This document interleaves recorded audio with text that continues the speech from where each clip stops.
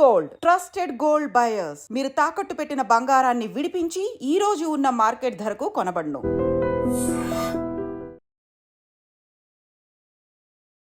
Hi hello నమస్తే, welcome back to our channel. నేను మీ వైషు. సినిమాలు జరుగుతూ ఉంటే కొన్ని సినిమాలు రిలీజ్ అయిన తర్వాత పైరసీ అయిందని కేసులు వస్తుంటాయి. మరి సినిమా స్టోరీ చెప్పినప్పుడే హీరోలు కానీ హీరోయిన్లు కానీ లేదంటే అందులో ఆర్టిస్టులు ఎవరైనా సరే సినిమాని ముందే స్టోరీ లీక్ చేస్తే వాళ్ళ మీద ఎలాంటి లీగల్ యాక్షన్ తీసుకోవచ్చు? అంటే దానికి ఏమైనా లీగల్ యాక్షన్ ఉంటుందా అసలు? అంటే రీసెంట్గా స్పిరిట్ సినిమాలో ఉండాల్సిన హీరోయిన్ వెళ్ళిపోయి కొత్త హీరోయిన్ వచ్చారు, ఉండాల్సిన హీరోయిన్ ఏదో సినిమా స్టోరీ లీక్ చేశారు అని అన్నారు. మరి అలాంటి వాటికి లీగల్ యాక్షన్స్ ఎలా తీసుకోవచ్చు? ఈ విషయం మాట్లాడడానికి ఈరోజు నాతో పాటు అడ్వకేట్ నరేష్ గారు ఉన్నారు. సార్తో మాట్లాడదాం. హలో అండి. నమస్తే అండి. నమస్తే. సో సినిమాలో ఎంటర్టైన్మెంట్కి ఓకే, ముందే లీక్ చేస్తే డబ్బులు వస్తాయనో లేకపోతే పైరసీ చేస్తే ఇంకొంచెం డబ్బులు ఎక్కువ వస్తాయనో చేసేవాళ్ళు ఉంటారు. అలానే ఈ సినిమాకు కూడా స్టోరీ ఏదో లీక్ చేశారు, అందుకే హీరోయిన్ తీసేశారు అన్నారు. అలాంటి వాటికి లీగల్ యాక్షన్స్ ఉంటాయి అసలు? సినిమా అంటే ఒకప్పుడు సినిమా వేరు, ఇప్పుడు సినిమా వేరు. ఇప్పుడు సినిమా అంటే కనుక యావత్ ప్రపంచానికి కూడా ఒక పెద్ద అంటే ఎక్కువ మందికి జీవనోపాధిని కల్పించేది, అదేవిధంగా ఎక్కువ మొత్తంలో ప్రొడ్యూసర్కి సినిమా హిట్ అయితేనని మాట్లాడేది, లాభాలు తీసుకొచ్చేది, అంటే కోట్లలో బిజినెస్ చేసేది ఓన్లీ ఒక వారం 10 రోజుల్లో. కరెక్ట్. ఇక స్పిరిట్ సినిమా గురించి ఈ వివాదం అంతా కూడా స్పిరిట్ సినిమా గురించి. సందీప్ రెడ్డి వంగ గారు మనకు తెలిసింది, ఆయన చేసిన సినిమాలు కానీ ఆయనకున్న క్రేజ్ కానీ. సో ప్రభాస్ గారితో అనుకుంటా ఇట్ సీమ్స్ ఆయన సినిమా అనేది స్పిరిట్ అనే సినిమా అనేది ఆయన అనౌన్స్ చేయడం జరిగింది. దాంట్లో హీరోయిన్గా దీపికా పదుకోనే గారిని, బాలీవుడ్కి సంబంధించిన హీరోయిన్ గారిని మొదట్లో అనౌన్స్ చేశారు అని చెప్పి నేను విన్నాను. విన్నప్పుడు సాధారణంగా మేము ఈ సినిమాలకు సంబంధించిన అగ్రిమెంట్స్ అవన్నీ రాసేటప్పుడు ఏంటంటే కనుక ఏదైనా ఒక స్టోరీ అనేది ఒక హీరోకి కానీ లేదు అని అంటే కనుక ఒక ప్రొడ్యూసర్ కానీ చెప్పేటప్పుడు ఏం చేస్తారంటే కనుక ఫస్ట్ సంబంధించిన కౌన్సిల్లో వాటిని రిజిస్టర్ చేపిస్తూ ఉంటారు. దాని తర్వాత వెళ్ళి ఆ స్టోరీ అనేది చెప్పడం జరుగుతూ ఉంటుంది. అయితే ఈ చెప్పే క్రమంలో కూడా ఇక్కడ జరిగింది ఏంటి అని అంటే కనుక ఈ స్పిరిట్ సంబంధించిన సినిమాకి సంబంధించి వివాదానికి సంబంధించి దీపికా పదుకొనే గారు సందీప్ రెడ్డి గారుకి కొన్ని కండిషన్స్ అనేది ఇంపోజ్ చేయడం జరిగింది.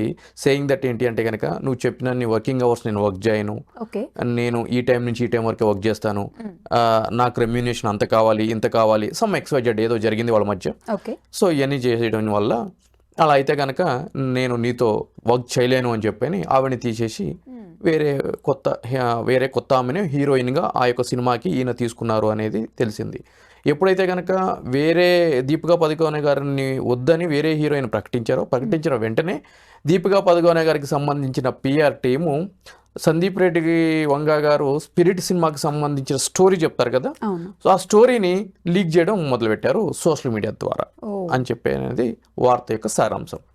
అయితే మరి ఈ విధంగా డైరెక్టర్స్ కానీ అదేవిధంగా హీరోస్ కానీ లేదంటే కనుక స్టోరీ రైటర్స్ కానీ వీళ్ళందరూ కూడా వాళ్ళు కష్టపడి రాసిన ఒక స్టోరీని చెప్పే క్రమంలో, నేరేట్ చేసే క్రమంలో ఎదుట వ్యక్తి దాన్ని బయటకు రిలీజ్ చేస్తే ఈ ప్రేక్షకుల్లో సస్పెన్స్ అనేది పోతుంది సినిమా మీద.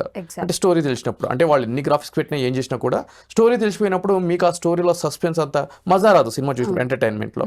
సో కాబట్టి ఆ ఇంపాక్ట్ ఏమవుతుంది అంటే కనుక కోట్లు ఖర్చు పెట్టి సినిమా తీసే ప్రొడ్యూసర్స్ మీద, డైరెక్టర్స్ మీద, యాక్టర్స్ మీద, అందరి మీద పడుతుంది. సో కాబట్టి మరి దీన్ని లీగల్గా ఏ విధంగా ఇటువంటి ట్రెడిషన్ని కంట్రోల్ చేయాలి అని అంటే కనుక ఆబ్వియస్లీ ఇది కొత్తగా వచ్చింది కాదు. ఇటువంటి వాటిని కంట్రోల్ చేయడానికి ఆల్రెడీ ఒక అగ్రిమెంట్ ఉంటుంది, దాని పేరు NDA. NDA అంటే కనుక నాన్ డిస్క్లోజర్ అగ్రిమెంట్, దాని ఫుల్ ఫామ్. సో అటువంటి అగ్రిమెంట్ అనేది ఒకటి ముందుగా రాసుకుంటారు.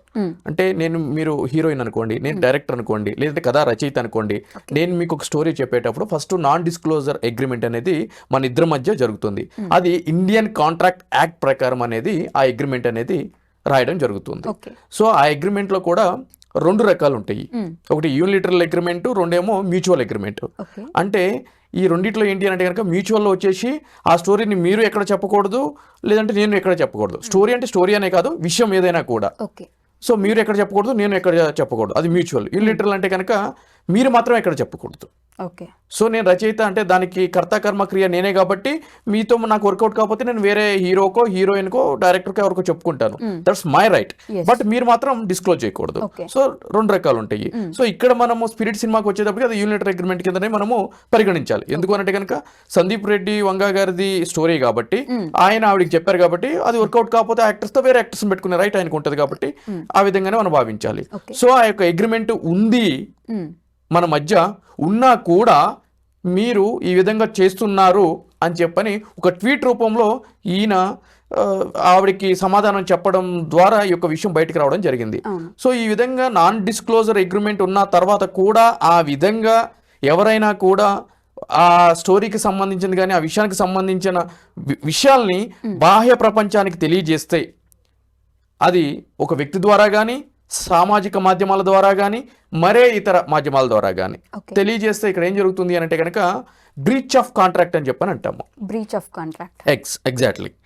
సో ఈ బ్రీచ్ ఆఫ్ కాంట్రాక్ట్ అంటే కనుక ఈ నాన్ డిస్క్లోజర్ అగ్రిమెంట్ ఉంది కదా, అది ఇండియన్ కాంట్రాక్ట్ యాక్ట్ ప్రకారం మనం రాసుకుంటాం కదా, దాన్ని గనక మీరు వయలేట్ చేస్తే అంటే ఆ అగ్రిమెంట్కి అతీతంగా మీరు ప్రవర్తిస్తే, చట్ట వ్యతిరేకంగా ప్రవర్తిస్తే అప్పుడు అవతల వ్యక్తికి అంటే అగ్రీడ్ పార్టీ అంటే ఎవరైతే కనుక బాధింపబడ్డ పార్టీ ఉన్నారో అంటే ఇక్కడ ఎవరు సందీప్ రెడ్డి వంగా గారు, అతనికి ఉన్న రైట్స్ ఏంటి అని అంటే కనుక ఇమీడియట్లీ ఆ యొక్క అగ్రిమెంట్ లో ఒకవేళ వాళ్ళు ఆర్బిట్రేషన్ క్లాజ్ అనేది పెట్టుకుంటే ఆర్బిట్రేషన్ అండ్ కన్సోలియేషన్ యాక్ట్ అని చెప్పని ఉంటుంది.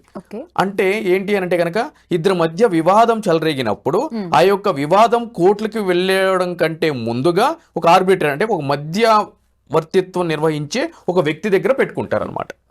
దానికి అయ్యే ఖర్చులు ఏ విధంగా ఉంటాయి, ఎవరు భరాయించాలి, ఆ యొక్క వ్యక్తి ఏ రాష్ట్రానికి సంబంధించినోడై ఉంటాడు, ఏ రాష్ట్రంలో ఈ యొక్క వివాదానికి సంబంధించి ప్రొసీడింగ్స్ అన్ని చెయ్యాలి అని చెప్పని ఆ అగ్రిమెంట్ లోనే పొందుపరిచి ఉంటాయి అనమాట. సో ఆ ఆర్బిట్రేటర్ ఎవరు ఉంటారు అని అంటే కనుక రిటైర్డ్ డిస్ట్రిక్ట్ జడ్జి కానీ, లేదు అంటే కనుక రిటైర్డ్ హైకోర్టు జడ్జి కానీ, లేదు అని అంటే కనుక రిటైర్డ్ సుప్రీంకోర్టు జడ్జి కానీ. సో వాళ్ళకి అనువైన వ్యక్తుల్ని వాళ్ళు నియమించుకోవచ్చు. ఆ యొక్క వ్యక్తికి అయ్యే ఛార్జెస్ వీళ్ళు భరాయించాలి, అది కూడా అగ్రిమెంట్ లో ఉంటుంది.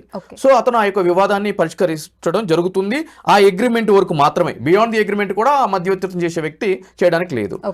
ఒకవేళ ఆ క్లాజ్ లేదు అని అనుకుందాం, లేనప్పుడు ఏం చేయాలి అని అంటే కనుక సివిల్ ప్రొసీజర్ కోడ్ సిపిసి అని చెప్పని ఉంటుంది. దాని ప్రకారము ఒక సివిల్ కోర్టులో సందీప్ రెడ్డి వంగా గారు ఎవరైతే కనుక స్టోరీ లీక్ చేసినారో అంటే దీపికా పదుకొనే గారు కానీ వాళ్ళ యొక్క హెంచ్మ్యాన్ లేదంటే కనుక పిఆర్ టీము వాళ్ళ ఏజెంట్స్ ఎంప్లాయీస్ ఎవరైతే ఉన్నారో వాళ్ళందరినీ పార్టీ చేసి ఈ యొక్క స్టోరీకి సంబంధించి వీళ్ళు ఎక్కడా కూడా మాట్లాడకుండా మీరు ఉత్తర్వులు ఇవ్వండి అని చెప్పని ఒక ఆర్డర్ అనేది తీసుకోవచ్చు. అదేవిధంగా స్పెసిఫిక్ పర్ఫార్మెన్స్ యాక్ట్ అని చెప్పని ఉంటుంది. ఆ యాక్ట్ ప్రకారం కూడా సందీప్ రెడ్డి గారికి అబ్సల్యూట్లీ ఆ యొక్క స్టోరీని బయటికి రివీల్ చేయకుండా ఆపే విధంగా సంబంధించిన కోర్టుకి వెళ్ళి ఉత్తర్వులు తెచ్చే అధికారము సందీప్ రెడ్డి వంగా గారికి ఉంది. అదే విధంగా అంటే ఇదంతా కూడా సివిల్ ప్రొసీజర్లో జరుగుతుంది. ఆ విధంగా చేయడంతో పాటుగా మరి ఈ యొక్క స్టోరీ లీక్ చేసినందుకు ఈయనకి డ్యామేజెస్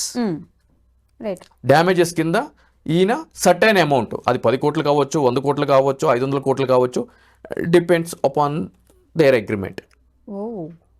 ఆయన ఆమె దగ్గర నుంచి క్లెయిమ్ చేయడానికి ఆయనకి పూర్తి హక్కు ఉంది, ఎంతైనా కూడా. కాకపోతే ఏమిటి అంటే కనుక దానికి సంబంధించి 100 కోట్లు క్లెయిమ్ చేస్తే ఆ 100 కోట్లకి సంబంధించిన కోర్టు ఫీజు సందీప్ రెడ్డి వంగా గారు సంబంధించిన కోర్టులో కట్టాల్సి ఉంటుంది.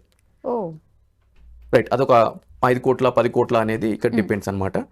సో అది కట్టిన తర్వాత సంబంధించిన కోర్టు కూడా ఆ విధంగా సందీప్ రెడ్డి వంగా గారికి జరిగిన అన్యాయం మీద కానీ, లాస్కి సంబంధించి కానీ, డ్యామేజ్కి సంబంధించి కానీ మీరు ఇంత పే చేయండి అని చెప్పని ఆ యొక్క హీరోయిన్కి ఆదేశించే అధికారము కోర్టుకు ఉంటుంది.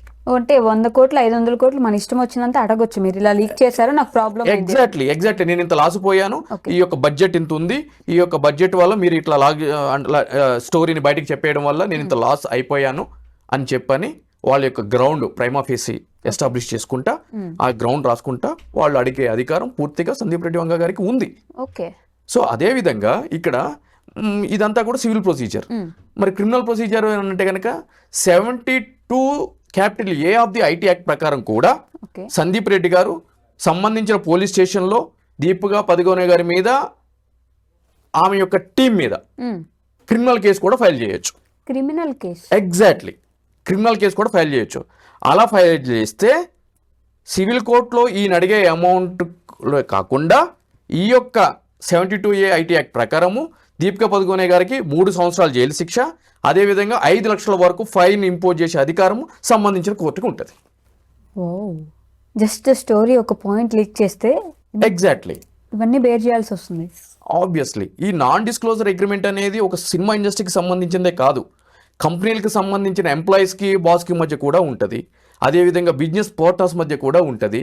ఎందుకు అని అంటే కనుక ఇన్ఫర్మేషన్ ఈజ్ వెల్త్ అని చెప్పని అన్నారు. ఈరోజు ఇన్ఫర్మేషన్ అనేది చాలా, ఈరోజు మనందరం చూస్తూనే ఉంటాం, ఎన్నో సినిమాల్లో చూసి ఉంటాము. లోపల మినిస్టర్స్ సెక్రటేరియట్లో మీటింగ్లు జరుపుతూ ఉంటారు. ఒక మీడియా రిపోర్టర్ వెళ్ళి ఆ లోపల ఉన్న వ్యక్తికి ఒక 500-1000 రూపాయలు ఇచ్చి లోపల ఏం మాట్లాడుకున్నారు చెప్పు నాకు అని చెప్పని అంటారు. సో అతను చెప్తాడు, దాన్ని బ్రేకింగ్ న్యూస్ కింద వేస్తారు. ఆ బ్రేకింగ్ న్యూస్ వేసినప్పుడు ఏం జరుగుతుంది అంటే కనుక టీఆర్పీ రేటింగ్ పెరుగుతూ ఉంటుంది మీడియాకి.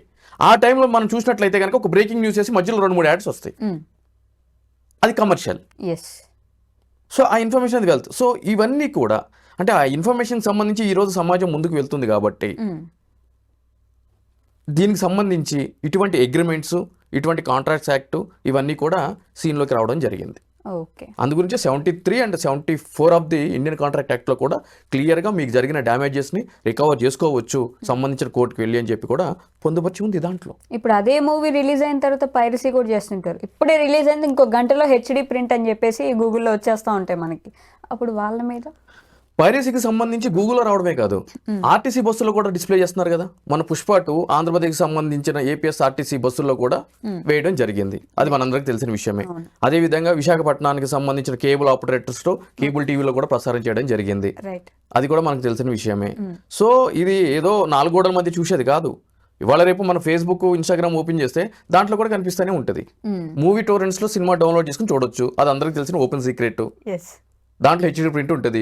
2.5 GB కావాలా నీకు, 1.5 GB కావాలా, 7.5 GB కావాలా, హెచ్డి ప్రింట్ కావాలా, DVD ప్రింట్ కావాలా అని చెప్పని.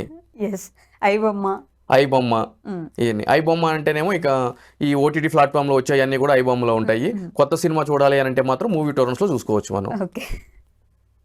అవే డౌన్లోడ్ చేసి ప్రభుత్వానికి సంబంధించిన సంస్థలన్నీ చేస్తున్నప్పుడు దానికి సంబంధించి కూడా బిఎన్ఎస్లో సెక్షన్స్ పొందుపరిచి ఉన్నాయి, కాపీరైట్ యాక్ట్ కూడా ఉంది, దాని ప్రకారం కేసులు బుక్ చేస్తారు. ప్రూవ్ అయితే కనుక జైలు కూడా పంపించడం జరుగుతుంది. కాకపోతే 3 సంవత్సరాలు 4 సంవత్సరాలు జైలు శిక్ష పడే ఆస్కారం ఉన్న వాటిని అవి ఉన్నాయి అన్నమాట. ఓకే, అవి ఇంకా అవాయిడ్ చేస్తూనే ఉంటారు కదా, ఇంకా కూడా చేస్తూనే ఉన్నారు సినిమాలు, అలానే పైరసీ అవుతూనే ఉన్నాయి. ఎంతో మంది కేసులు పెట్టే ఉంటారు కదా ఇప్పటి వరకు. ఎగ్జాక్ట్లీ, ఇక్కడ ఏం జరుగుతుందంటే అండి, prevention is better than cure అన్నారు. అంటే కఠినమైన చట్టాలు ఉంటే నేరాలు ఆగిపోతాయి అని అంటారా అంటే కనుక ఆగిపోవు, అసలు ఆగిపోవు. ఎందుకు అని అంటే కనుక మీరు జర్నలిజంలో ఉన్నారు, మీ ప్రొఫెషన్ ఏంటి జర్నలిజం, ఇంటర్వ్యూస్ చేయడము, కొత్త కొత్త విషయాల్ని సమాజానికి తెలియజేయడము. మీకు ఏమొస్తుంది అని అంటే కనుక మంత్ ఎండింగ్లో శాలరీ వస్తుంది. నా ప్రొఫెషన్ ఏంటి అడ్వకేట్. ఒక క్లయింట్ సమస్య వచ్చినప్పుడు ఆ సమస్యని జడ్జి గారి ముందు రిప్రజెంట్ చేసి వాళ్ళకి అనుగుణంగా తీర్పు తీసుకొచ్చే బాధ్యత నాది. దాంతో నాకేమొస్తుంది అని అంటే కనుక ఫీజు వస్తుంది, నా బతుకు దగ్గర వెళ్తుంది. అదేవిధంగా ఈ మూవీస్ ఏదైతే పైరసీ చేస్తున్నారో వాళ్ళ వృత్తి అది, పైరసీ చేయడం వాళ్ళ వృత్తి. కొత్త సినిమా వస్తే దాన్ని ఇమ్మీడియట్లీ ప్రింట్ తీసి, డూప్లికేట్ ప్రింట్ తీసి దాన్ని ఆన్లైన్లో అప్లోడ్ చేసి ప్రజలకి చూపించడం వాళ్ళ వృత్తి. దాని ద్వారా ఏమొస్తుంది, వాళ్ళకి మనీ వస్తుంది. సో వాళ్ళు దాన్ని అంటే క్రైమ్ని ఒక వృత్తి కింద ఎంచుకున్నారు.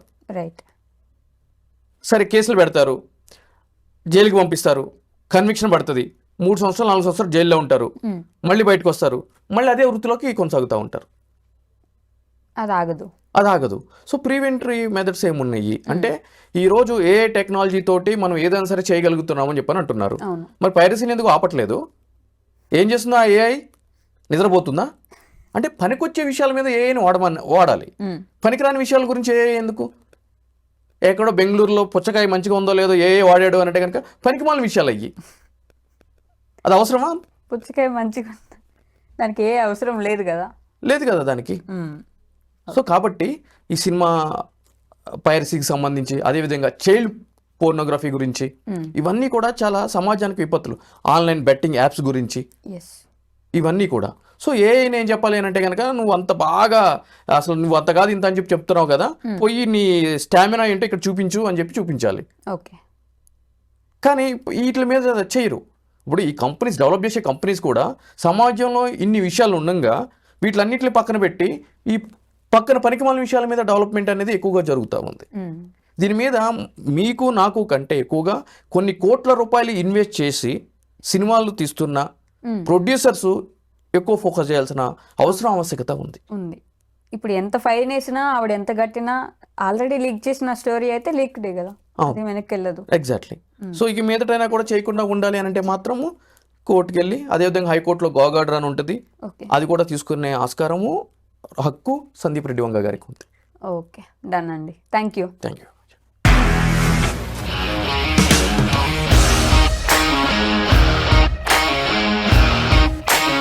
ఇండస్ట్రీలో కమిట్మెంట్ ఇష్యూస్ వస్తే నీకు కూడా వచ్చినట్టు మార్నింగ్ తీసుకెళ్ళాలంటే కొట్టి పడేస్తారు.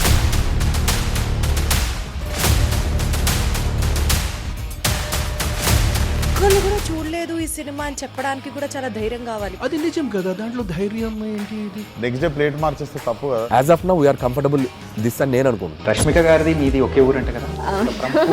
నీకు కోపం వచ్చిందంటే బాగా తిట్టేత్తరా? తిట్టేద్దామండి. నిజంగా గేమ్ ని ఎలా చేంజ్ చేయగలిగారు? ఏపీఎస్ఎఫ్సి వాళ్ళకి 6 నెలల్లో నేను 6 లక్షలు కట్టా. బిజినెస్ చేయాలనుకుంటే it is as difficult as riding a tiger.